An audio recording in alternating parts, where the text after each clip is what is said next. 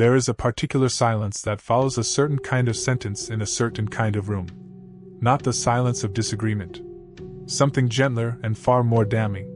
A slow nod. The kind you give a child who has mixed up two countries on a map. Nobody laughs. Nobody argues. The room simply, kindly, moves on without you.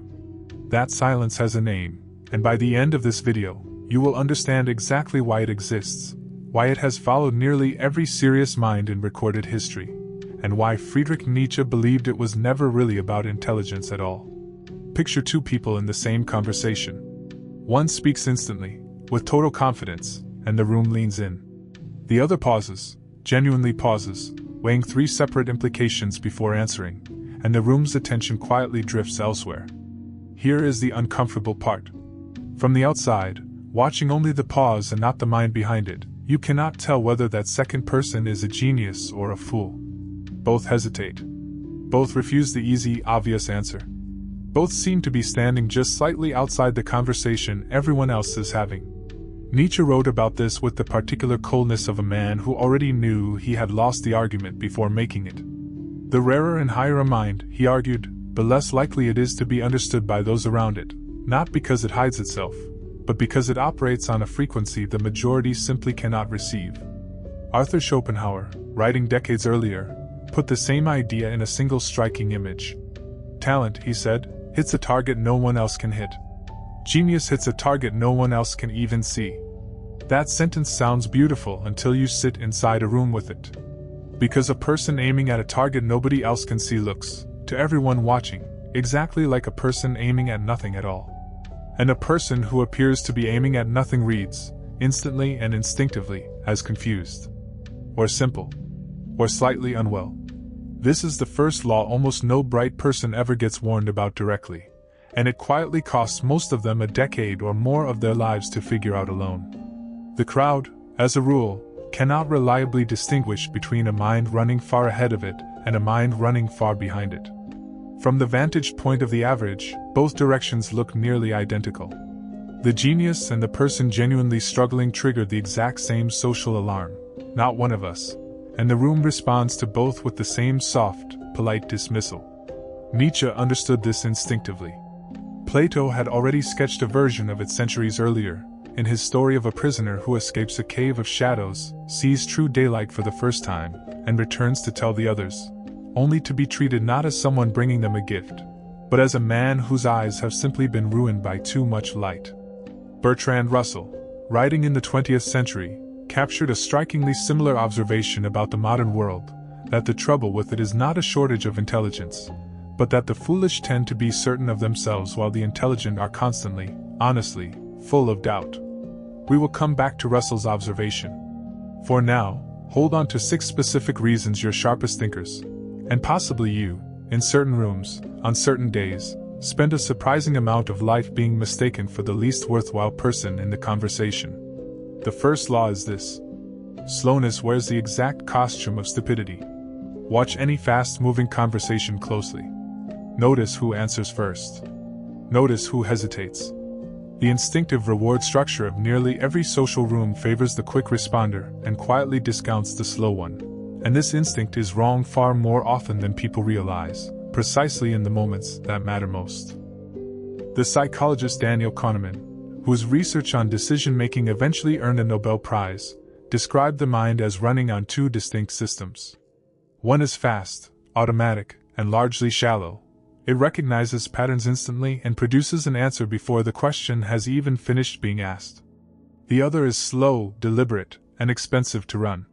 It holds multiple variables simultaneously. It tests them against each other before committing to anything. It does not produce a result until the underlying work is actually finished. Social rooms, almost universally, reward the fast system. A person whose deliberate, careful thinking dominates their responses will inevitably appear slower in conversation, less certain in their opinions, more reluctant to commit to a position quickly. Their pause is not emptiness.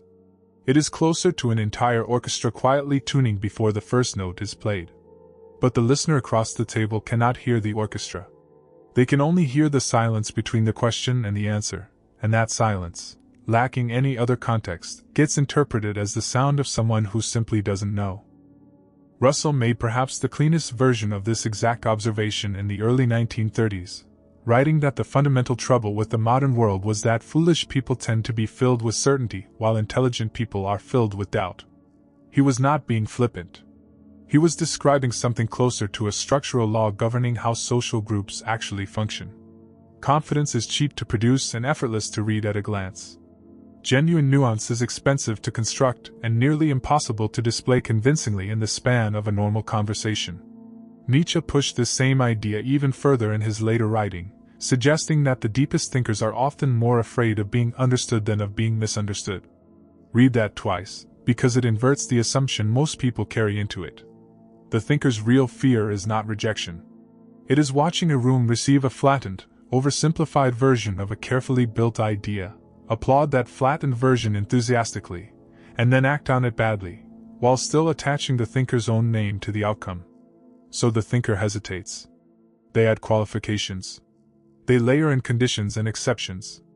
And the room, hearing only the layering and none of the underlying precision, reads it as confusion, smiles politely, and turns its attention toward whoever spoke next with more volume and less nuance. This dynamic explains something that puzzles a great many parents and teachers.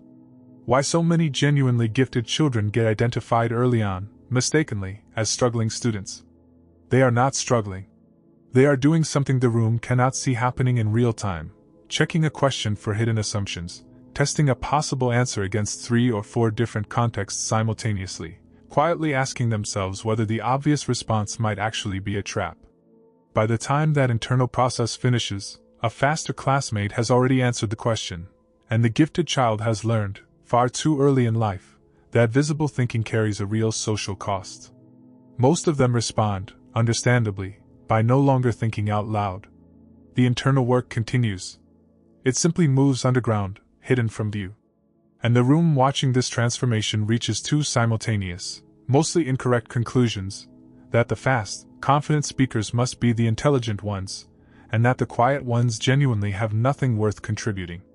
There is a second law operating quietly underneath the first one, and it is considerably harder to notice from the inside. In the late 1980s, a group of researchers formalized something that had quietly troubled economists, teachers, and communicators for generations, giving it a specific and unforgettable name: the curse of knowledge. The core finding was simple, and genuinely unsettling once you sit with it. Once a person understands something deeply enough, they permanently lose the ability to accurately imagine what it feels like not to understand it. Explanations start skipping steps that no longer feel necessary to the speaker. Examples quietly assume a vocabulary the listener was never actually given. Conclusions that feel entirely obvious to the speaker get compressed down to a fraction of their original complexity, and that compressed fragment is the only part that actually reaches the listening room. The genuinely deep thinker pays this particular tax constantly, in nearly every conversation. Their thoughts arrive, internally, in extremely high resolution. But the room, structurally, can only receive low resolution. Every time that person speaks, they are effectively being asked to translate something intricate into something blunt, to take a sentence originally built with 8 careful conditions attached and reduce it down to a single flat statement, and the compression itself is exactly where whatever made the original thought worth having gets quietly lost along the way. The listener hears only the reduced version, and reasonably concludes either that the speaker is being deliberately vague, or that the underlying idea was thin to begin with. There is genuinely no winning move available inside this particular trap. The thinker who refuses to compress their idea sounds elitist, or simply unclear. The thinker who agrees to compress it gets misunderstood as holding a far simpler, weaker position than the one they actually hold, and then, often, gets criticized for that simplified version instead. Schopenhauer described a version of this exact mechanism using a metaphor that has aged remarkably well. He suggested that a genius perceives the underlying, eternal pattern behind a class of things, while an ordinary mind perceives only the single, specific instance directly in front of it. The genius sees the type. The room sees the individual example. When the genius speaks about the underlying pattern, the room hears an oddly abstract claim that doesn't obviously match whatever specific example happens to be sitting in front of them, and rejects it as disconnected from reality. When the genius offers a concrete example instead, purely to be accommodating, the room argues against that single example as though it represented the entire claim being made. Either path quietly collapses the original insight before it can actually land. This is part of why the people you find most quotable in ordinary conversation are so rarely the same people doing the deepest thinking in private. The quotable speaker has, whether consciously or not, optimized their sentences specifically for the bandwidth of an average room. They've trained themselves to produce statements that survive the translation process intact. The deeper thinker generally has not made that same trade, and as a result, their strongest ideas frequently die somewhere in transit, never quite reaching the audience they were meant for. You have almost certainly witnessed a version of this yourself. Someone in a meeting raises a concern that doesn't fit neatly into the existing frame everyone else is currently using. The room responds with a kind of polite blankness. The concern might be entirely correct, possibly the single most important thing said in the entire meeting, but because it doesn't connect cleanly to the language already in active use, it gets quietly shelved instead of engaged with. The discussion moves forward. Months later, that same concern resurfaces as an actual crisis, and by then almost nobody remembers who originally raised it first. The person who saw it first remembers, every time. There is a third law sitting beneath both of these, and it concerns timing rather than clarity. In 1912, a German meteorologist proposed something that struck the geological establishment of his era as close to absurd, that the continents of Earth had once been joined together as a single landmass and had gradually drifted apart over immense stretches of time. The scientific establishment of the period did not engage seriously with his supporting evidence. They largely mocked the proposal, and often mocked him personally alongside it. He wasn't a trained geologist, after all, and the underlying mechanism that could actually move entire continents remained genuinely unclear at the time, which made the whole idea feel intuitively wrong to most experts in the field. He died in 1930, on a research expedition in Greenland, with his theory still broadly rejected by his peers. It would take the discovery of seafloor spreading, roughly 3 decades after his death, for continental drift to finally become the accepted foundation of modern geology, a theory now taught, without controversy, in every introductory earth science textbook. Decades later, a geneticist presented compelling evidence that genes could physically move within a genome, rearranging themselves rather than staying fixed in place. The dismissal from her scientific community was severe enough that she chose to stop publishing her central findings for years, working largely in isolation, while colleagues described her research as confusing, or worse. In 1983, at the age of 81, she received the Nobel Prize for discoveries she had first announced more than 3 decades earlier. The scientific community had finally, belatedly, caught up to where she had already been standing. Now consider the harder, less comfortable questions sitting underneath both of these stories. How many people making equally valid discoveries never lived long enough to be vindicated at all? How many simply gave up somewhere along the way, and quietly stopped publishing entirely, their correct ideas disappearing along with their willingness to keep defending them? Nietzsche answered that question, in a strange way, decades before anyone asked it in these terms. In one of his most unsettling passages, he described a man who runs into a crowded marketplace at midday, carrying a lit lantern, shouting that he is searching for something the crowd has already stopped believing in. They laugh at him, not because his claim particularly offends them, but because the whole performance seems absurd. A lantern, held up in broad daylight, looking for something nobody around him takes seriously enough to argue about. The man stares back at the crowd and delivers a line that has unsettled readers for well over a century. "We have done this ourselves," he tells them. "All of us together?" And then, almost as an aside, he adds the part almost nobody quotes afterward. He admits he has arrived too early. That what he's describing has already happened, but the consequences of it haven't reached people's ears yet. That the flash has occurred, but the sound that follows a flash of that size simply hasn't caught up. This is the third law in its purest form. Being correct before a room is ready to receive it is, from the outside, functionally indistinguishable from simply being unwell. There's a well-known set of experiments from the early 1950s that helps explain the social mechanism underneath this. A single test subject would be placed in a room with several other people, all secretly instructed in advance to unanimously give an obviously wrong answer to a simple visual comparison. Roughly 3 out of every 4 real subjects conform to the group's incorrect answer at least once, contradicting the clear evidence sitting in front of their own eyes, simply to avoid standing alone against the room. The experiment wasn't really about comparing line lengths. It was measuring the price people are willing to pay to avoid being the only person who sees what's actually there. The person operating ahead of their era pays that exact price, indefinitely, with no experiment ever officially ending it for them.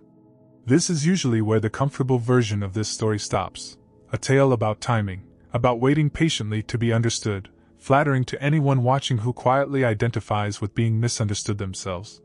Set that comfortable version aside now, because the real mechanism running underneath it is considerably darker. The crowd doesn't simply misread the sharper mind by accident. In a real sense, the crowd is protected by misreading it. The dismissal isn't a failure of perception. It performs a function. Which brings us to the 4th law. The refusal to perform competence. Most intelligent people eventually learn, whether they consciously decide to or not, to perform a slightly duller version of themselves in ordinary company. They simplify their vocabulary in casual settings. They quietly withhold the second-order observation that would make a meeting uncomfortable. They round their genuine opinions down to whatever sits closest to the socially acceptable average. This isn't dishonesty, exactly. It's a form of translation, the same compression discussed earlier, but it's also a kind of performance. Genuine genius, in the fuller sense of the word rather than the diluted internet version of it, tends to refuse that particular performance. Schopenhauer, writing one of the more precise character studies of this type of mind ever produced, identified the refusal as a symptom of something structural. He argued that an ordinary intellect functions largely in service of practical will, strategy, social standing, immediate advantage. A genuinely exceptional mind, by some quirk of its own construction, has an intellect that has partly slipped that particular leash. It thinks for its own sake, independent of strategic benefit, which means it rarely bothers performing competence, because performing competence is itself a strategic move in service of a will that has, in this particular mind, gone largely quiet. This helps explain why serious thinkers so often strike their colleagues as oblivious, socially clumsy, or simply strange. They aren't deliberately withholding the social calculation everyone else is running in the background. They genuinely aren't running it at all. In 1935, at a meeting of the Royal Astronomical Society in London, a young Indian physicist in his 20s presented mathematical work showing that stars above a specific mass threshold could not settle peacefully into a stable end state as white dwarfs. Instead, his calculations suggested they would be forced to collapse into something far stranger, what would later become known as a black hole. One of the most respected astrophysicists of the era stood up immediately afterward and publicly dismantled the young physicist in front of the entire room, calling the conclusion absurd, suggesting there must simply be some undiscovered law of nature preventing stars from behaving so ridiculously. The room laughed along with him. The young physicist had been correct.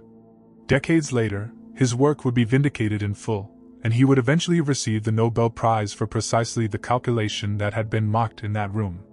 What matters most in this particular story isn't how wrong his senior critic turned out to be. It's how the young physicist responded in the moment. He didn't retract his work. He didn't soften it, and he didn't retreat into his critic's preferred framing simply to be allowed back into the room's good graces.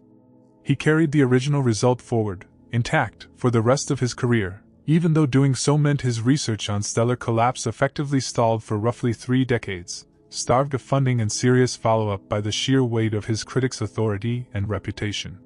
Most people, faced with that exact price, do not have the stamina to pay it. Most quietly learn to round their answers downward instead.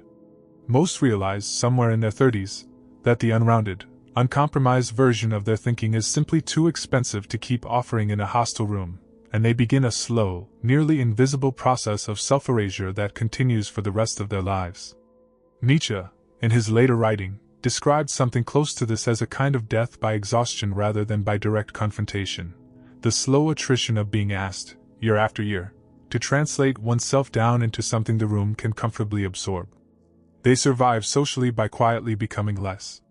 And the room, sensing that nothing important has actually been lost, congratulates itself on having successfully absorbed them.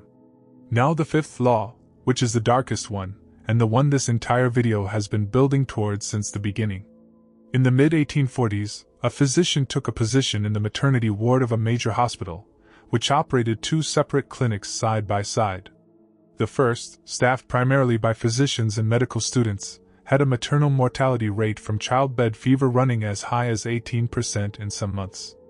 The second clinic, staffed by midwives, had a rate closer to 2%. Word spread quickly enough among the local population that pregnant women reportedly begged to be admitted specifically to the second clinic, and some apparently preferred giving birth in the street to entering the first one at all. The physician became consumed by the discrepancy. Both clinics treated broadly similar patients, using broadly similar facilities. The one clear difference was who was delivering the babies, and he noticed that the doctors and students in the first clinic frequently came directly from performing autopsies before attending to patients. The midwives in the second clinic did not perform autopsies at all. He proposed that some invisible contaminating material was being carried, unknowingly, from the examination of corpses directly onto the hands that later delivered living children, and that a simple practice of washing hands in a chlorinated solution before deliveries could prevent it entirely.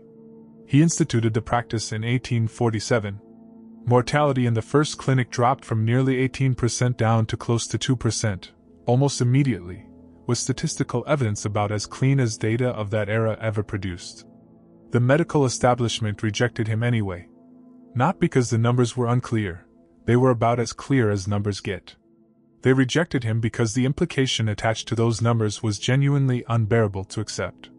If his conclusion was correct, it meant that respected physicians, for decades, across an entire continent, had been unknowingly killing the very patients they were trying to save. His colleagues, rather than engaging directly with his evidence, focused instead on his manner, calling him obsessive, unstable, difficult to work with. He was an outsider in the institution's dominant culture, and that outsider status made the dismissal considerably easier to justify. He was denied appointments.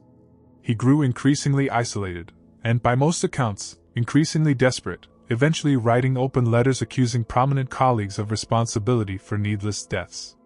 In the mid-1860s, he was committed to an asylum, where he died shortly afterward from an infected wound, very likely the same category of infection his life's work had been dedicated to preventing. Roughly 2 decades later, the foundations of germ theory were firmly established, and he was posthumously recognized as having been correct from the very beginning. This is the pattern worth naming directly. Not simply being right ahead of one's time, being right in a way that indicts the very people holding institutional power, in terms they cannot afford to accept without confronting their own complicity. The physician wasn't dismissed because his data was weak. He was dismissed because being correct required a confession the room was structurally unwilling to make. Notice how little malice the mechanism actually requires. It doesn't need cruelty, and it doesn't need genuine stupidity on the part of the people doing the dismissing. It only requires that accepting a particular truth would cost the listener something central to their own self-image, at which point the listener will pay almost any rhetorical price necessary to keep that truth from fully landing. Nietzsche captured something close to this mechanism when he suggested that an idea doesn't win primarily by being correct. It wins once the people it threatens are no longer positioned to resist it. Truth, in his framing, often has to simply outlast its opponents. Most people carrying an inconvenient truth do not manage to outlast them. Which arrives, finally, at the sixth and deepest law, the one Nietzsche kept circling back to throughout his final lucid years. Plato had already sketched the earliest version of it in his account of prisoners chained since birth, watching shadows flicker on a cave wall and mistaking those shadows for the entirety of reality. One prisoner is eventually freed, dragged out into direct sunlight, and finally sees the actual world for the first time. He returns to tell the others what he's seen. They don't thank him. They mock the fact that his eyes, now adjusted to genuine light, can no longer see the familiar shadows as clearly as before. And Plato adds, almost as a closing aside, that if the other prisoners could physically reach the one who tried to free them, they would kill him for it. The freed prisoner doesn't threaten the others by being wrong about anything. He threatens them by being correct. His existence quietly implies that everything the group has spent their lives watching, discussing, and arguing about was, in the end, a shadow on a wall. The mockery directed at him was never really about him personally. It functions to protect the comfort of everyone still sitting inside the cave. This is what the dismissal of a sharper mind is ultimately doing underneath everything else. A person of average capability, placed next to someone clearly operating on another level, faces exactly two available options. They can adjust their own self-image downward, accepting that they are not, in fact, the sharpest person in most rooms they enter, that some of their confidently held opinions have quietly received social credit they never fully earned. Or they can simply recategorize the sharper person instead, as strange, as arrogant, as difficult, as somehow unreliable. The second option costs almost nothing. The first option costs a great deal. Nearly everyone, nearly always, chooses the option that costs less. This is why the sharpest person in any given room is so frequently described by everyone else in it using words like difficult, cold, or pretentious. They are very often none of those things in any meaningful sense. They are simply a mirror, and the room has collectively decided it is easier to call the mirror cracked than to actually look into it. Nietzsche, in his final productive years, observed that he had spent his career being treated as either a clown or something closer to a saint, but almost never simply as a serious thinker deserving direct engagement. Taking him seriously as a thinker would have required his readers to seriously confront the dismantling of familiar values he had spent decades constructing. It was considerably easier to categorize him instead as unwell. By 1889, his own health collapsed in a public street, and he never wrote another coherent sentence again. Whatever the medical explanation for that collapse turns out to have been, it allowed the wider world a convenient permission to keep enjoying his sentences while quietly setting aside the demands those sentences actually made of them. So gather all 6 laws together, one final time. The slowness that gets misread as confusion. The translation tax that flattens nuance into something closer to mush. The arrival of a correct idea before the surrounding world has developed the capacity to hear it. The refusal to perform a socially convenient version of competence. The particular curse of being right in a way that indicts the very people who would need to accept it. And finally, the mirror, punished not for being mistaken, but for being genuinely uncomfortable to look at directly. If any part of this felt personally familiar, it likely doesn't mean you're operating at the level this video has been describing. That particular category is rarer than the internet generally suggests. But you have almost certainly been on the receiving end of at least one of these 6 mechanisms at some point. The pause that got read as uncertainty. The concern that was quietly shelved, only to resurface later as an actual problem. The observation you made years before someone else eventually said the same thing and received full credit for it. The slow, barely conscious realization that performing a duller version of yourself was simply the price of remaining welcome in certain rooms. The real question sitting underneath all of this was never really whether the world treats its sharpest minds fairly. It doesn't, and it never particularly has. The real question is whether you have spent meaningful stretches of your own life quietly performing a smaller version of yourself for a room that was never actually going to listen carefully either way. If you've ever rounded yourself down just to stay welcome in a room, leave one word in the comments. Unrounded.